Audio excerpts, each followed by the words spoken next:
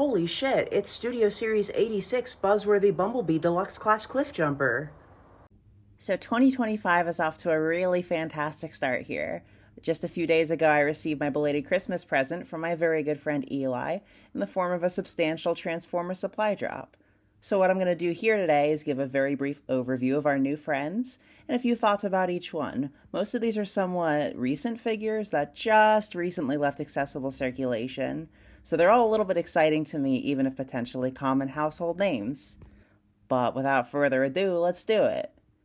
So this is my very first romp with the Sideswipe mold, which I understand has seen quite a bit of use lately, including the upcoming Armada Wheeljack. Eli gave me the impression that this mold was something of a treat, and honestly, I completely see why.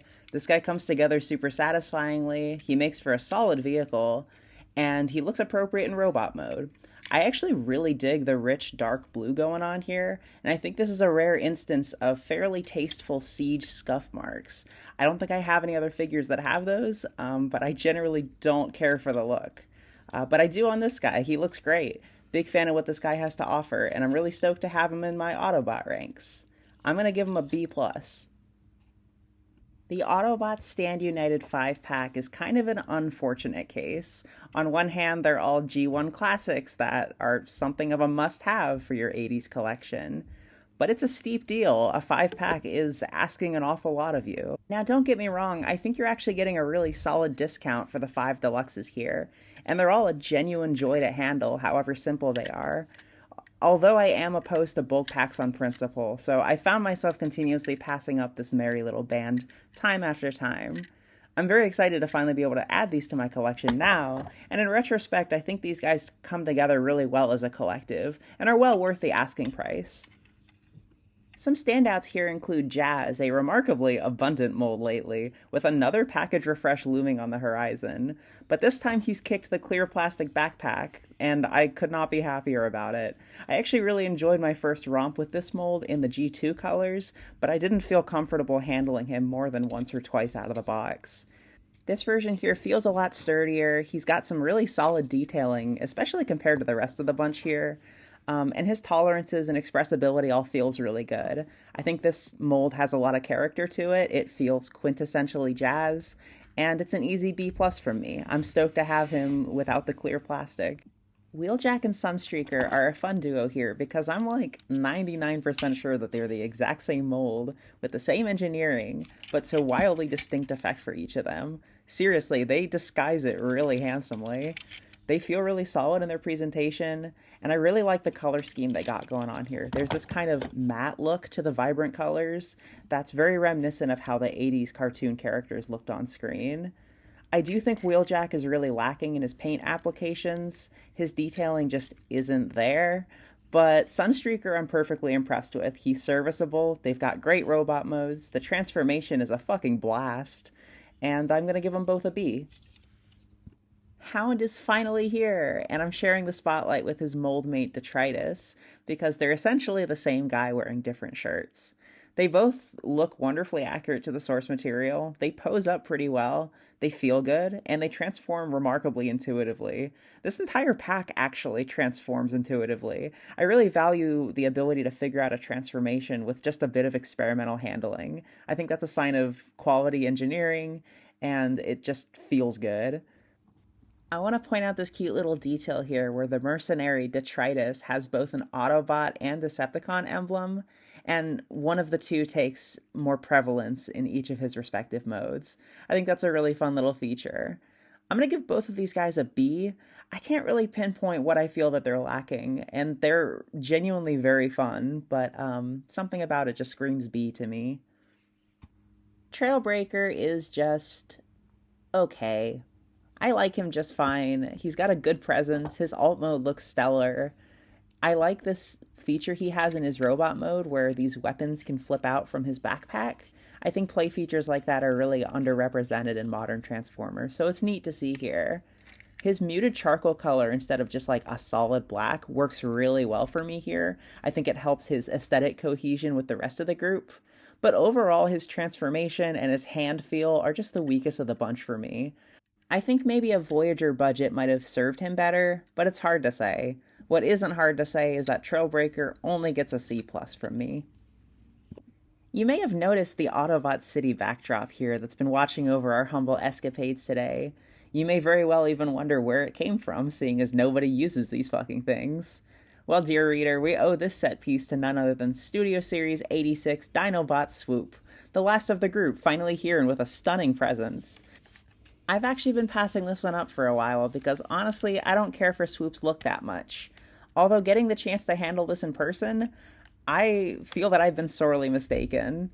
Swoop is the lankiest of the Dinobots here, with significantly thinner limbs than the rest, which actually lends really well to this denser feel, where I feel like the other Dinobots had an almost hollow and airy feel to their bulky limbs.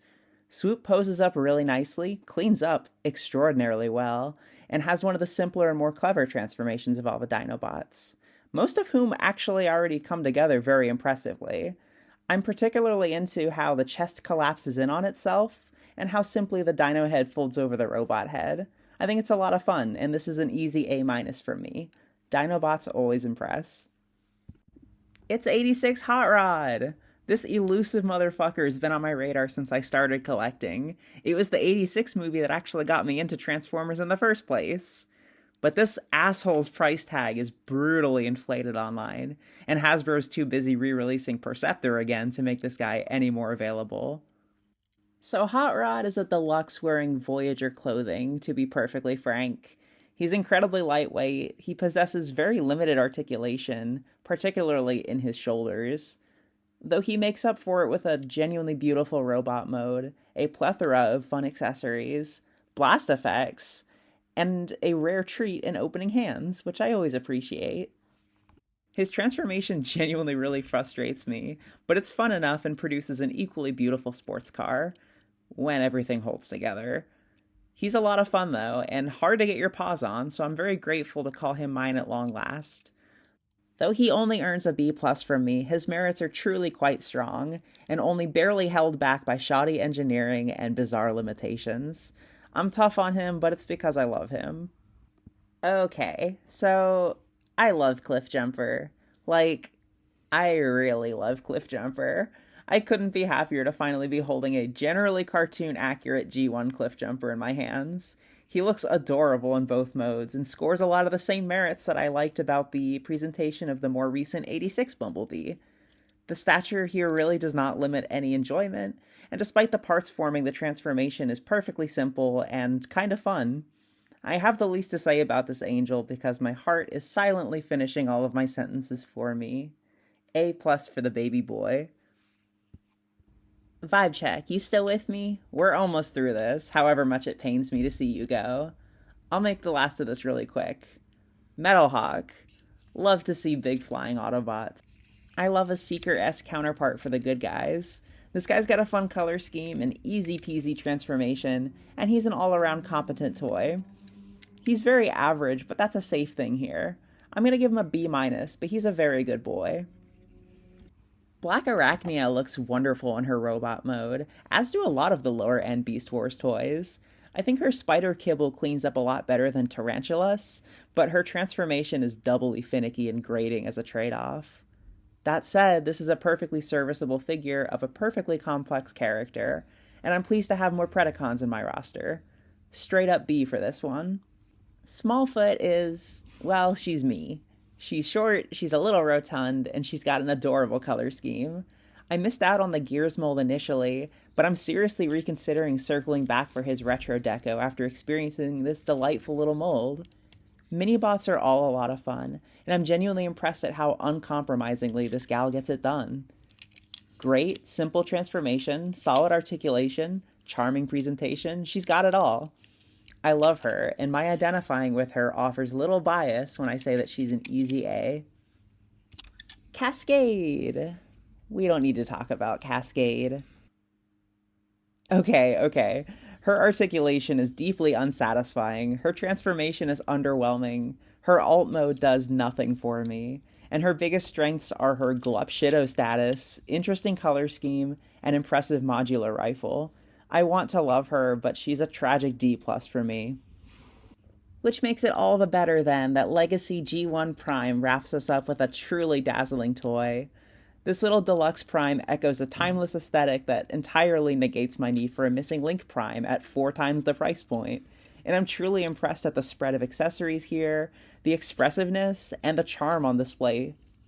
I love his unique little matrix. I love that he has rubber wheels. I like that he has yellow eyes, although there's a light piping feature that does absolutely nothing on mine. Still, it's a good look for him. I love how cutesy his little truck mode is, and I like how portly but capable his robot mode is. If there's one takeaway from this list, I want it to be that you acquire a Legacy G1 Optimus Prime for yourself. And that's it. That's our haul. My first figures of 2025 are a truly strong bunch, and there's a lot here that genuinely impresses me. I'm deeply appreciative to my friend Eli for sending these my way, and I hope your year ahead is chock full of equally satisfying picks. Here's hoping the Age of the Primes treats us all well.